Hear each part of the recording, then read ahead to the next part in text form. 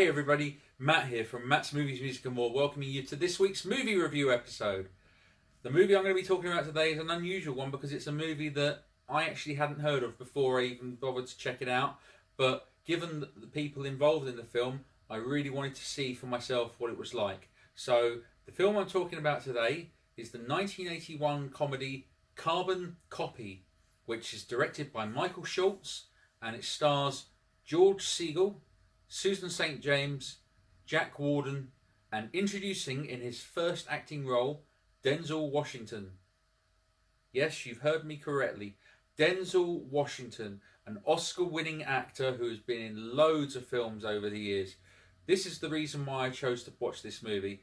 And if you want to see Denzel Washington as a young guy, this is the movie to check him out in. And to be honest, as a young guy, it still seems like it's the same old Denzel Washington. So let's get into the movie Carbon Copy. Carbon Copy is about Walter Whitney, who is played by George Segal. He is a businessman who works in San Marino, California, and he is quite wealthy because obviously his father-in-law owns the company that he works for, and he lives in a luxury house with his wife and her child, her teenage daughter, and he's members of all the exclusive clubs and everything like that.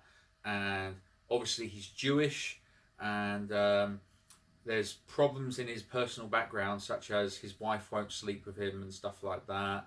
And basically his wife takes him for granted, and so does his father-in-law and stuff like that. But he happens to be obviously very successful in his jobs and everything like that. And one day he finds out through a guy that happens to show up at his office, a guy called Roger Porter, who is played by Denzel Washington. He shows up and says that a person that Walter knew, who he actually had a relationship with, who was black, had died, and that Denzel Washington's character Roger is actually Walter's son.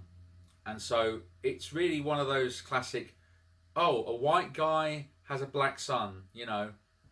So that's the real premise of this movie.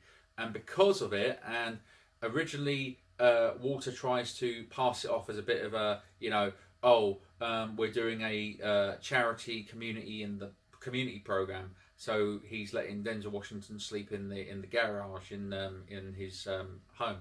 And eventually the truth comes out that Denzel Washington's character is actually his son, and because of it, it changes Walter's life to the point that Walter gets kicked out by his wife, he loses his job, and he ends up sort of struggling with money and stuff like that.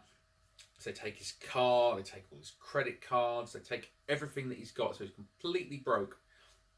And so the whole movie is about what the rags to riches kind of thing, because obviously he started with money, now he's got nothing, and then it's a case of he's then got to make the decision as to whether or not he wants to go back to the life that he had, pretending that his son, he didn't know anything about his son, and what happens is obviously he's got to make that call. So then it goes from being a sort of so-so comedy.